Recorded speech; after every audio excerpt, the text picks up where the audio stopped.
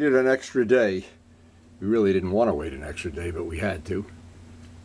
For the weather to change, that we have a painting day, so we didn't want to try to be cute and push this along. Really no rush on it, but today we will get it painted for sure. Barring some catastrophic event. This is the first event. Early in the morning, finish the coffee before you pick up a spray gun. Now, because this has been sitting for 2 days while we waited for it to stop raining, one of the things I'm going to do is just wipe it down with some prep soil. Make sure I don't have any fingerprints on it. I'm looking around to see if, because we did have the baby here, of course, and every once in a while they reach up and go, "Hey, Grandpa Windy, what's that?" So anyway, I want to make sure it's perfectly clean. We'll get it outside and get the thinnest coat of primer we possibly can get on it. The idea here is to get a thin, if I could, just 1 molecule thick. I'm not looking to build up any paint thickness, and keep it especially thin around the edge where it's going to take some abuse from snapping tires on and off by hand. Again, the material of choice, and actually, as I'm getting ready to do this, it's starting to cloud up again, so maybe we won't get this done today. But I do want to get on, if nothing else, I'll get the primer on. There's a lot of little spots in this inner wheel that I'm trying to be very careful. Done an awful lot of sanding and prep, and I don't want to compromise it. But this coat's gonna, and actually as the day is, as I'm out here now for about 10 minutes, we're always weather dependent. It looks like it's going to rain again. We have had our share of rain. But the whole idea, get a very light coat on, spritz it. And what I'll do is, because of the weather out here, I'll take it down the cellar, turn the heat up in the house, get it up to 72 degrees. We always work around the weather being a problem. Down in here, I'm trying to do all the spots you normally don't get first.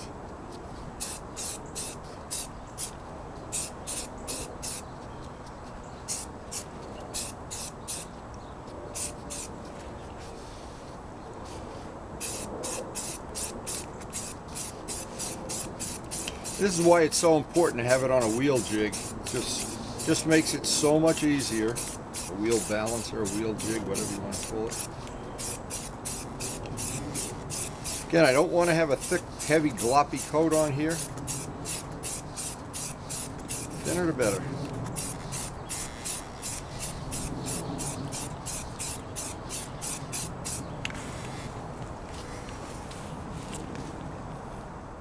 I'm getting a little nervous that it actually looks like it's going to rain any minute now. Because we've had so much rain, and this has taken a little bit of the enjoyment out of doing this, because we always are waiting. But we'll get it. They can delay our excellence, but they can't eliminate it, that's for sure. That's for sure. Anyway, I really have to say, I'm really excited about the back wheel. Came out just way better than I ever thought it would. It added a nice dimension to the motorcycle, which I hope this will too, of course. But you never know till you put it all back together. Now, the reason I wanted to really push to get this done today is tomorrow it's supposed to drop way down under freezing, back into the teens again. So it's a lot easier. We're about 35 right now. It's actually above freezing. But if you have a spray booth, hey, that's the way to go. And anybody would like to come over and build me a spray booth, be my guest. But the point is, you don't really need one. If you're patient and yet you're willing to take the time to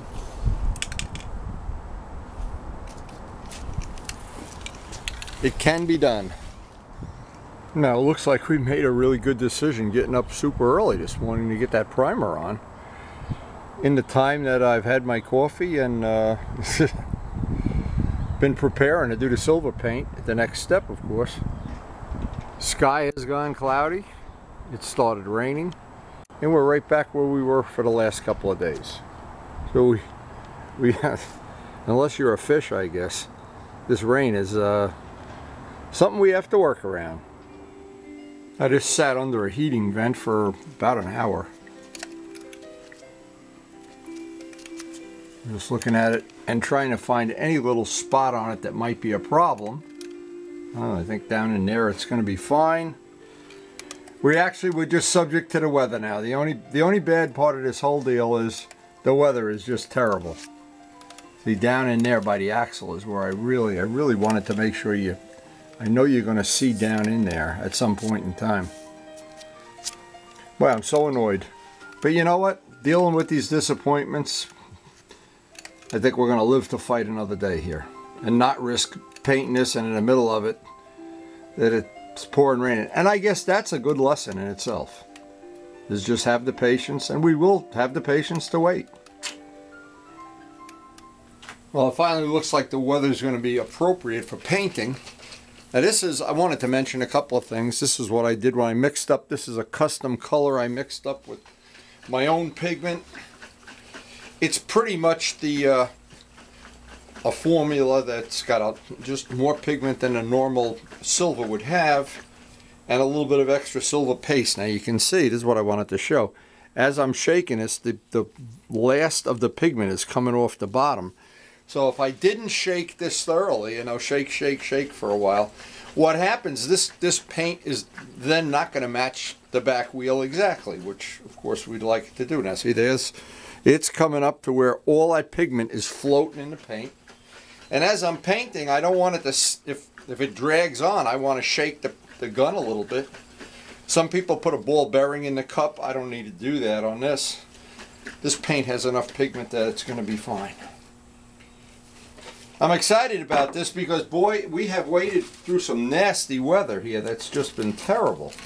You just couldn't imagine how much rain and crappy weather we've had. Just not conducive to good painting. But we will get it painted now. Boy, this is some nice color. I know it doesn't show on the video, but in real life, this color really has a lot of punch to it.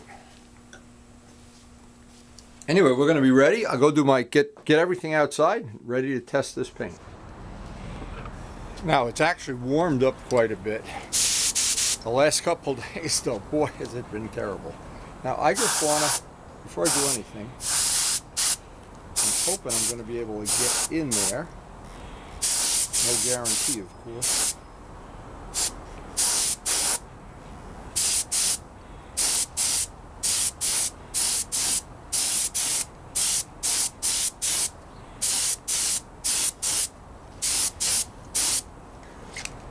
Yeah, it looks like it's going to be okay. I guess I'm overly concerned about that center part of it. Again, when a paint has an awful lot of pigment in it like this does, there's always the chance if you go too far on the pigment, it's not going to have the physical properties of the paint change.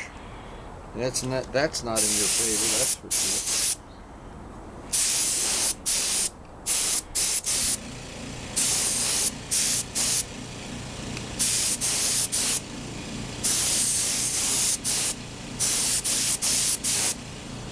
Now, because it's not a real sunny day, we're not going to really see this, even with the clear, you're not going to see that real shine that you would see if it were bright and sunny out.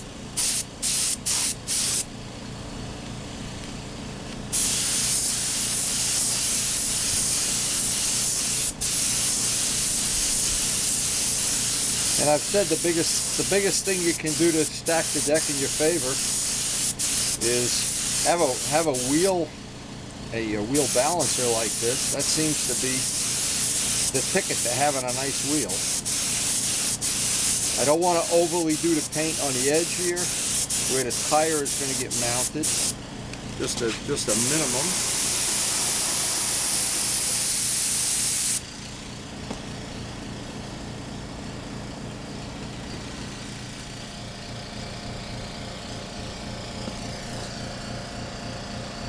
As soon as that Just going to give that a second to tack up. See, by keeping it spinning like that, the idea is if there were any spot that was prone to run, you would kind of stack the deck in your favor that it wouldn't run. Another advantage of doing a wheel on a wheel balancer. I'm going to just let that sit for a minute, spin it around, do the other side.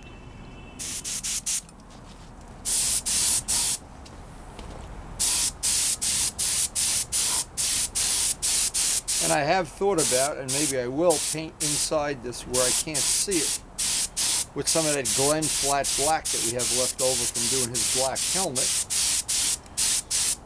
See, you never know about these things until you're done. You have to make a decision. Now, I'm going to try to get on 2 coats of silver.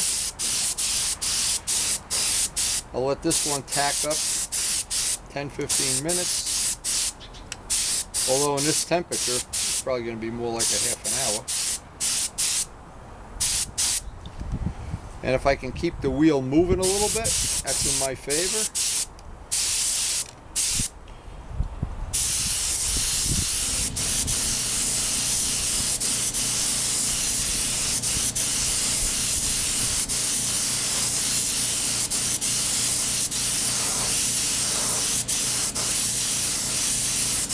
But nothing seems to improve a motorcycle like a nice set of wheels. The Kawasaki wheels that we did for Glenn, those green wheels, well, I changed the whole bike. The look of the whole bike changed. Minimum paint on that edge. Now I gotta walk around and see any spot looks like I missed.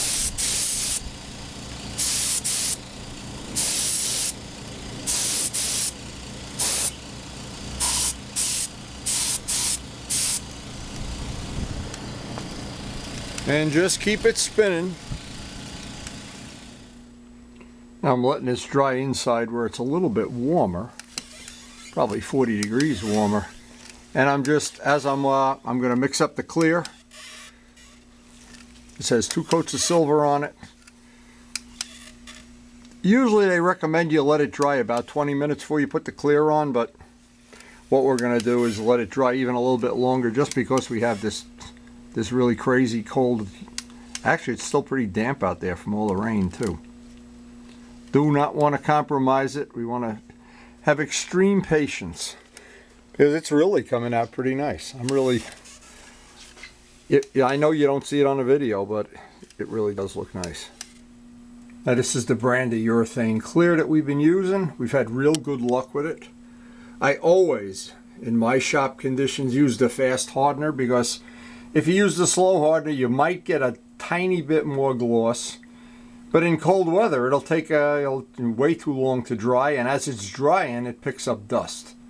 And as you know, on our back wheel, the back wheel we didn't even have to buff it out. It dried so nice. There was no dust that day, but today, I don't know. We're going to find out. Now, another tip that I learned from years ago from our good friend Bob Brookins is keep the hardener in the refrigerator. Not in the freezer.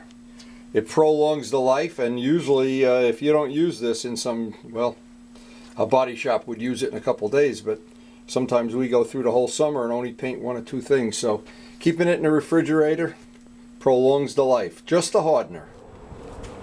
Now it's dried up and it's ready for some clear.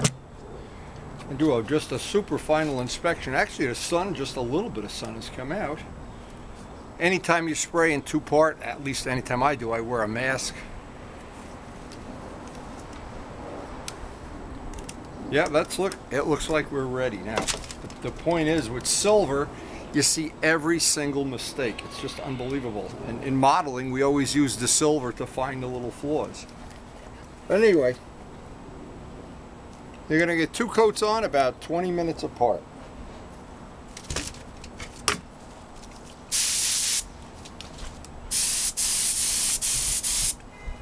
I forgot to mention, in this first coat, only in this first coat, I put 1 toothpick of the silver flake. So in the first coat of silver, it's going to make hopefully a 3-dimensional look of the flake.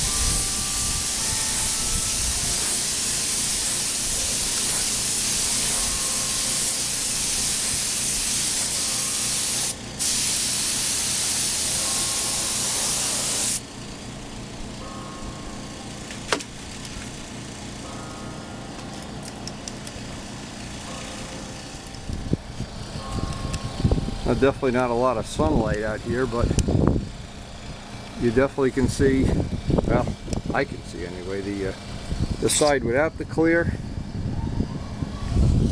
the side with the clear. And the trick is, of course, we'll flip it, is to just keep that spinning. Any chance there's going to be a run somewhere, you minimize it. And it's only in this first coat of clear. There's just a few, I call it flake. It's the little silver pigment. Just a toothpick drop in 4 ounces. It just gives that a three-dimensional, a slight three-dimensional look. And then the last coat of clear will be strictly clear.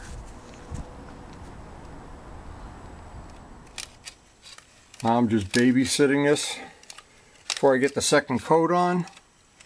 And actually, I'm looking to hopefully get that second coat on in about 10 minutes more. I just want it to be dry to the touch like flypaper. It'll be ready. Well, it looks like it really was a lucky time that we did get to do this. Now you can see the light flashing off the spokes. This is just what I wanted, and this color silver, if I could only get a true representation of just how nice and clean it has, the look of a high-end car or whatever. Now, of course, this has got to dry. I like to let it dry even an extra day or two. I've got to paint inside the hubs, assemble the hardware, put the tire on, and then the adventure. And then this is the end of the adventure right here. The end of the adventure. And that'll be in a couple of days.